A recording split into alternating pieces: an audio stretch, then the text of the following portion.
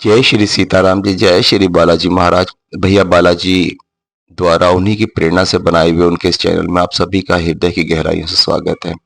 भैया का ये दास आप सबका जितने भी नए सदस्य जुड़े हैं उनका उनके अपने मेरे बालाजी परिवार में स्वागत करता है और आप सब पे बालाजी का आशीर्वाद बना रहे। तो ये जो चैनल बनाने का उद्देश्य सिर्फ हमारा इतना ही है कि आप लोगों को असली भक्ति कैसे करते हैं उसके बारे में जानना चाहिए और इधर-उधर ना भटके कि ऐसे चमत्कार हो जाएँगे हमारे साथ, वैसे हो जाएँगे। अपने आप को ऐसे बनाएँ कि भैया की कृपा आप पे अपने आप बरसती रहे, आपको किसी से माँगना ना पड़े। तो इसी तरह की हमें भक्ति करनी है और जो भी इस चैनल में जितना भी कुछ बताया जाता है उसको दिल से सुनने की कोशिश कीजिए। ज़्यादा दिमाग मत लगाइए, ज़्यादा क्योंकि मन में आप लोगों के कचरा भरा हुआ है, तो कचरे को दूर रख के सिर्फ दिल से आप बैठिए और कोशिश कीजिए कि पूरा वीडियो देख सकें। मुझे बस इतनी सी तकलीफ़ है। तकलीफ़ क्या है, आप लोगों को तरफ देख के तकलीफ़ है कि यहाँ जो डॉक्टर है ना वो ज़्यादा परेशान है, जबकि मरीज़ जैसे आप लोग हो जो भैया के बारे में या कुछ भक्ति के बारे में जानना चाहते हैं, वो अपने इलाज के लिए खुद को टाइम नहीं देना चाहता। वो बस ये बोलते हैं कि मुझे इंजेक्शन लगा दो, मेरे शरीर में दर्द हो रहा है। अब वो दर्द कहाँ पे हो रहा है और किस चीज़ का इंजेक्शन लगाएँ, क्या लगाएँ, वो चीज़ वो मतलब टाइम दे के उस चीज़ का पूरा वो करवाना नहीं चाहता अपना इलाज। हो सकता है वो दर्द बढ़ के कल को आपको बहुत भयंकर बीमारी हो जाए। तो थोड़ा-सा जो भी अगर वीडियो की शुरुआत भी जो करते हैं, वो उसको टाइम देने की कोशिश कीजिए। कि मुझे भी भैया ने बहुत मतलब जैसे समझाते हैं, बहुत लंबी तरीके से भी समझता हूँ। उसके बाद थोड़ा-थोड़ा करके आप लोगों को समझा रहा हूँ मैं, जितना आप लोग सुन सको, बर्दाश्त कर सको, लेकिन कोशिश कीजिए कि पूरा वीडियो देखें। अगर नहीं देख सकते हैं तो जिस चैनल से हट जाइए, सबसे अच्छा तो वही होगा। कि कोई फ़ायदा नहीं होगा। इस चैनल का बहुत सारे एंटरटेनमेंट के चैनल हैं। आप लोग रील्स वगैरह ये शॉर्ट वॉट ये सब कुछ देखते रहते हैं। मतलब आपकी ज़िंदगी 1 मिनट की हो गई है। जो मतलब इतना टाइम मिला हुआ 24 घंटे में से सिर्फ अगर 20-25 मिनट भी आपको नहीं दिए जा रहे तो बेकार है। क्योंकि बहुत-बहुत ज्ञानवर्धक बातें भैया बताएँगे आपको। जैसे कि मेरी बहन ने सोनू ने कल भी मैंने नाम लिया था। वो इसलिए लिया था क्योंकि कुछ भक्त ऐसे होते हैं जो अपनी भक्ति ऐसे दिल से करते हैं, बहुत सारे हैं ऐसे तो उनकी बात पहुँचती है तो हम लोगों को उसी हिसाब से चलना पड़ता है। तो यही होता है जब अपने आप को पूरी तरह से न्यौछावर कर दो तो वो अपने आप सुनते हैं आपकी बात। उनका ये कहना था मेरी बहन का कि हमें हनुमान चालीसा के बारे में आप दोबारा से बताइए जहाँ से आपने छोड़ा था।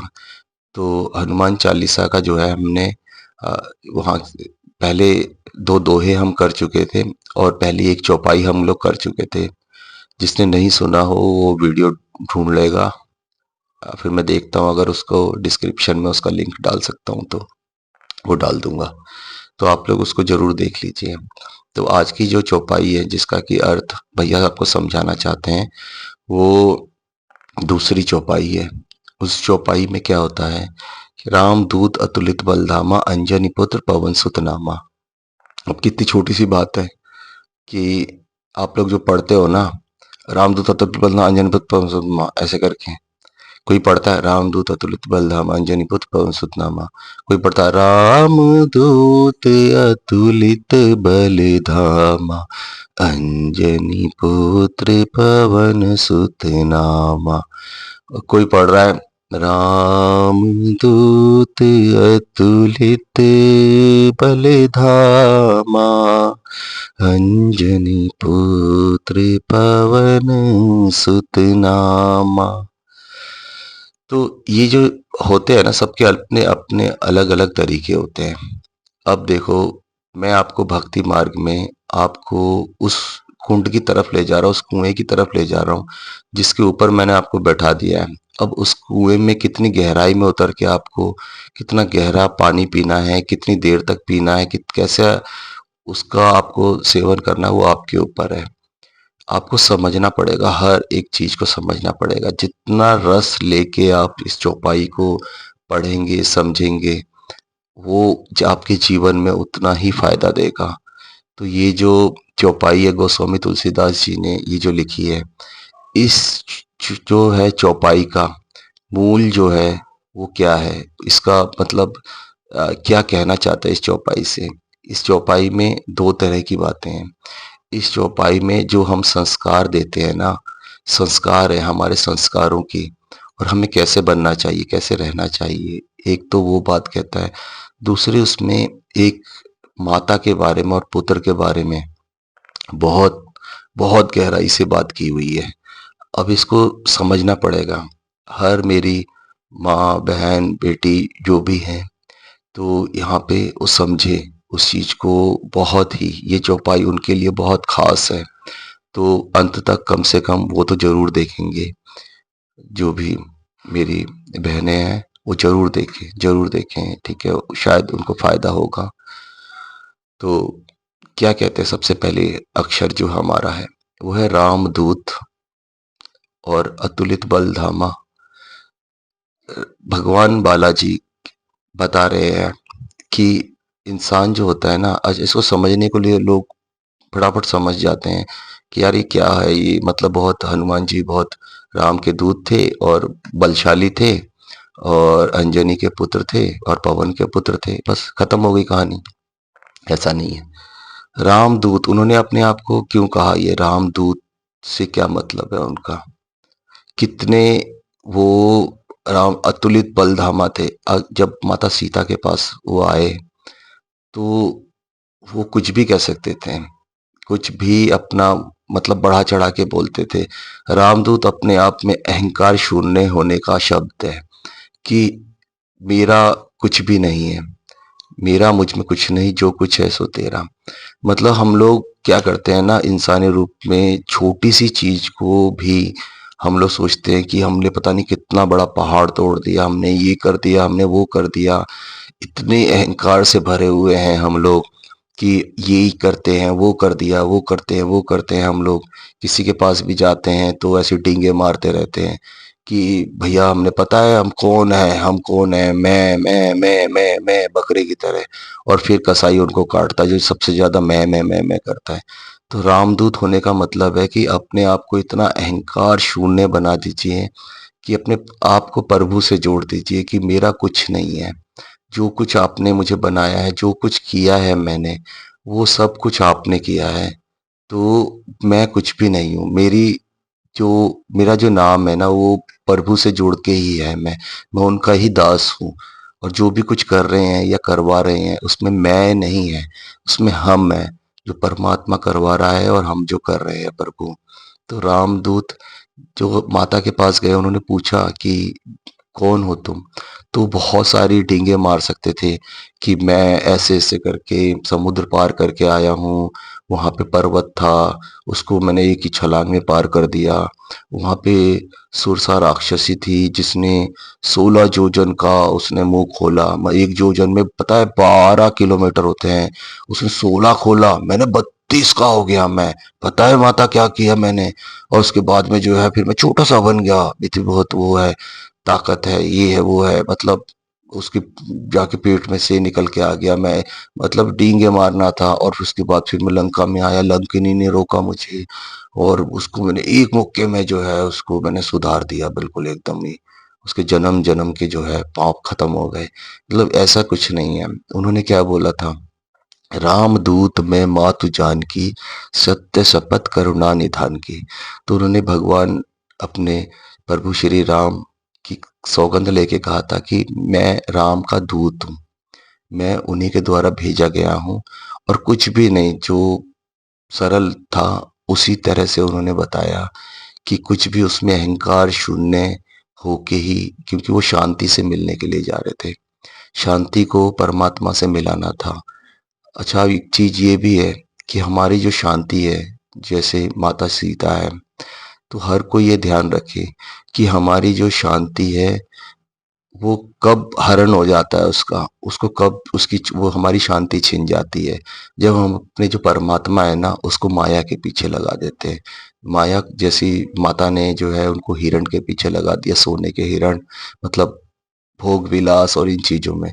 जब हम लोग परमात्मा को ना जाके भोग विलास और उन चीजों में चले जाते हैं तो हमारी शांति का हरण होना ही होना होता है। तो आप इस चीज का भी ध्यान रखिए। तो वो यही बताना चाहते हैं कि रामदूत अहंकार शून्य होना हमारा लिए बहुत जरूरी होता है। हम लोगों को अपना शोर मचाना नहीं है कि मैंने ये कर दिया वो कर दिया। जो लदा हुआ पेड़ होता है ना फलों से, वो हमेशा झुका होता है। हमेशा शांत रहिए। अपने आप को कहते हैं कि सफलता इतनी जो भी अपना जो प्रयास है ना, इतनी खामोशी से करो कि सफलता शोर मचाए। आपका जो रिजल्ट है ना वो आपके बारे में बताना चाहिए। संसार आपके बारे में बात करे। जैसे हम भैया बालाजी के बारे में बात करते हैं, उन्होंने कभी अपने मुख से कुछ अपनी बड़ाई नहीं करी है। तो ये चीजें बहुत ही ध्यान रखने वाली बात है कि हमें कभी भी इतनी मतलब डींगे मार के जो है ऐसे संसार में नहीं रहना। हम लोग बलशाली हैं, भैया ने बनाया है। कुछ लोग ये भी बोल सकते हैं कि आजकल की दुनिया में अगर हम ना बोलें, क्योंकि करते ज़्यादा है लोग, बोलते ज़्यादा हैं, तो हम लोग पीछे हट जाएंगे। तो ऐसा बिल्कुल भी नहीं है। हीरे की कदर जौहरी करता है। कहते हैं कि भला कर भला होगा, बुरा कर बुरा होगा, कोई देखे ना देखे ऊपर वाला देखता होगा।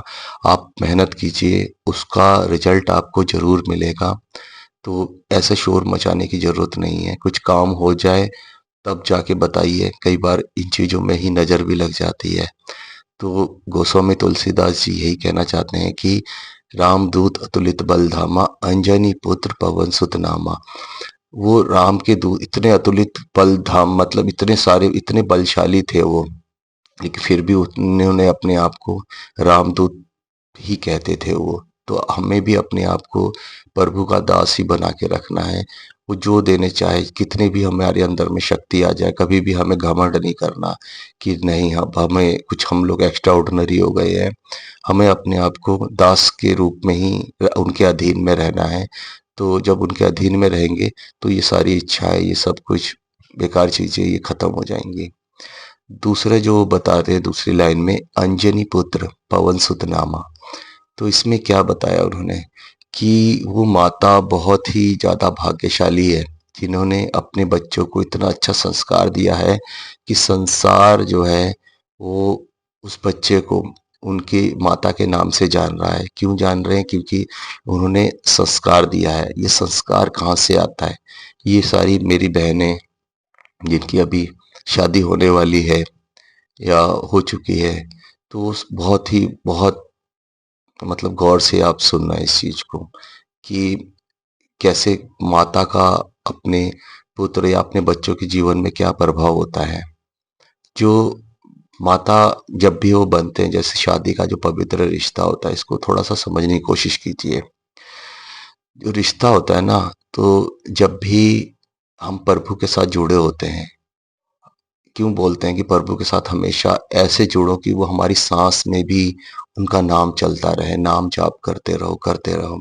तो जब हमारी जो शादी हो जाती है, तो जब हमारे मतलब जो बच्चे का या जो भी हम संसार में जिसको भी हम लेके आना चाहते हैं, उसका जो बीज डाला जाता है, तो माँ क्या एक भूमि है, पिता जो है उसमें जो भी बीज डाल रहे हैं, तो उस समय भी अगर आप भगवान का नाम लेते रहिए, भगवान को अपने साथ परमात्मा में जोड़ते रहिए, उस पवित्र रिश्ते को ये मान के चलिए कि जो भी कुछ होने वाला है, जो भी अंश आने वाला है, वो परमात्मा माँ का स्वरूप ही होगा।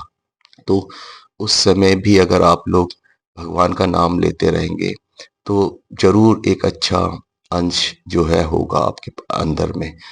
तो यही होता है। जैसे भक्त प्रहलाद की माँ कयाधु थी, उनके पिता हिरण्याकश्यप थे, तो उन्होंने भी यही किया। वो इतनी बड़ी विष्णु की भक्त थी कि पिता के राक्षस होते हुए भी जो उन्होंने भक्त प्रहलाद जैसे संतान को जन्म दिया, उन्होंने हमेशा जो, क्योंकि वो चीज़ उनके अ, पेट से ही उनको जब बीज आया था तब से ही, क्योंकि माँ में जो प्राण जो आते हैं वो मतलब 9 जो बच्चे के जो प्राण होते हैं, माँ आत्मा से जुड़ जाती है, 9 महीने पहले से ही जुड़ जाती है। तो ये चीज़ का ध्यान रखिए आप लोग कि हमेशा परमात्मा का नाम लेते रहिए। अपने बच्चे को शुरुआत से बचपन से ही बताइए कि उनका उद्देश्य क्या है। जैसे एक बार भैया बैठे थे अपने पास, छोटे बालकपन में जो है बालाजी बैठे हुए थे, तो उनकी माता ने पूछा उनसे कि क्या हो गया, मतलब क्यों बैठे हो उदास खिड़की के पास। तो उन्होंने बोला, माँ मुझे ये जानना है कि मैं बड़ा होके क्या बनना चाहता हूँ, तो बस मुझे ये देखना है कि आप बताओ मैं बड़ा होके क्या बनूंगा। तो उनकी माँ ने बोला कि बेटा तुम्हें बड़ा होके ना राम जी का दूत बनना है। तो उनको पता नहीं था राम जी का दूत क्या होता है, लेकिन उन्होंने उनके अंदर में वो संस्कार डाल दिए, वो बताया कि दूध क्या होता है, वही चल के आगे बढ़े हैं। तो अपने बच्चे का जैसे भी लालन पालन हम लोग करते हैं ना, तो ये इस चीज का ध्यान रखिए, उनको एक उद्देश्य बता के चलिए, उनके जीवन में वो क्या करना चाहते हैं, उनको ऐसे मत छोड़ दीजिए कि कुछ भी कर लेगा, कुछ भी नहीं, ऐसा नहीं, बिल्कुल भी नहीं है। माता का काम ही होता है कि जो है ना उसको, जैसे मिट्टी होती है ना, बच्चे क्या होते हैं, वो कच्ची मिट्टी होती है, और जो है पिता क्या करते हैं उसमें सारा कुछ, जैसे भी उसमें पानी वानी का सारा कुछ वो होते हैं, वो करते हैं।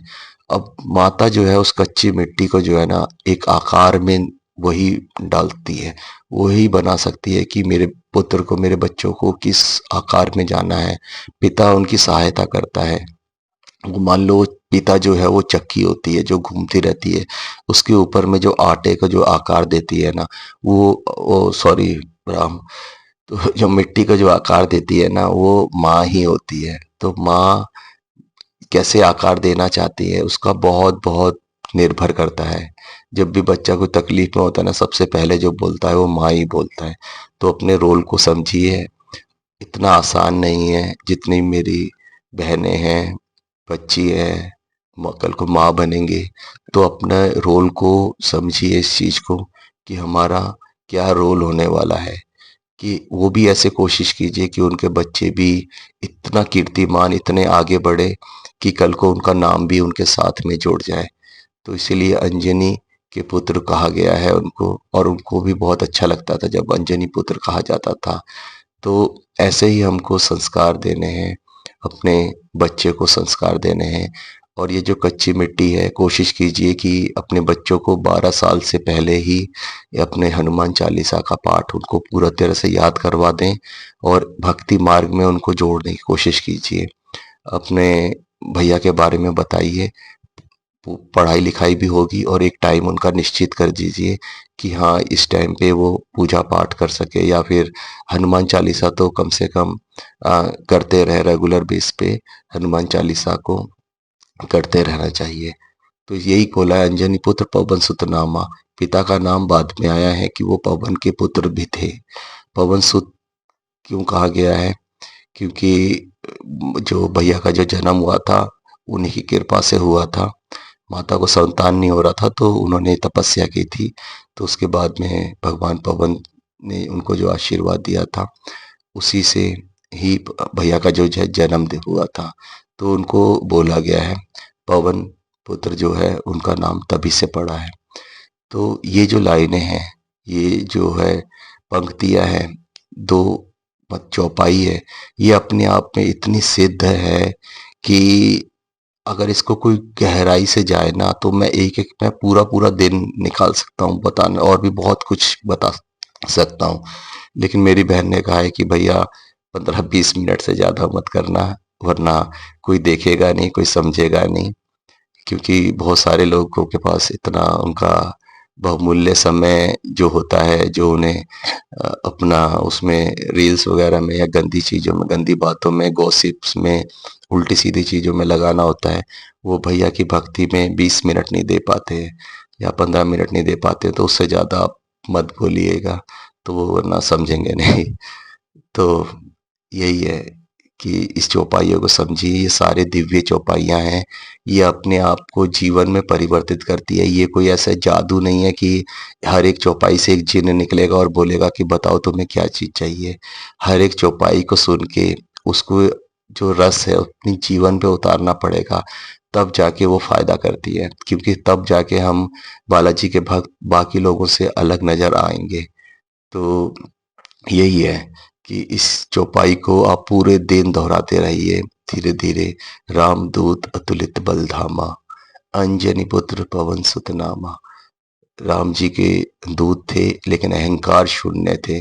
बताओ, जो परमात्मा जिनके साथ हो वो अहंकार शून्य हो, और आज किसी का जो है, अगर एक हवलदार से भी जान पहचान होती है तो कितने अकड़ में रहता है वो। तो वही है कि अहंकार शून्य होना है हमको। हमेशा हमें उनके अधीन में ही रहना है। हमें पता होना है कि हमारे मालिक जो है वो परमात्मा है।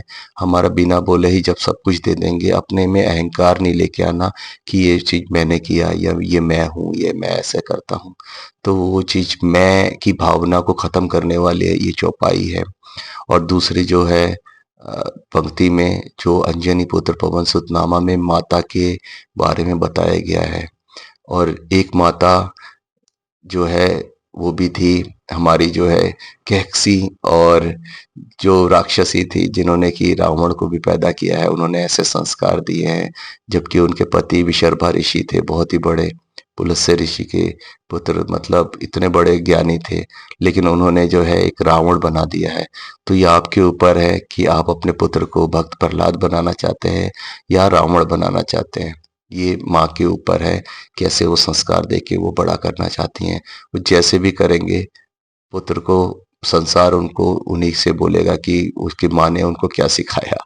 ये बोलते भी है और बोलते रहेंगे। तो इसमें माता-पिता का दोनों का रोल है, और माता का बहुत ही ज़्यादा रोल आ जाता है, क्योंकि बच्चे उनसे आत्मा से बहुत नज़दीक से जुड़े हुए होते हैं। तो अपने रोल को पहचानिए। तो यही था आज का जो है। इसको अगर समझ में नहीं आए तो 2-4 बार और सुनिए, गहराई में उतरने की कोशिश कीजिए।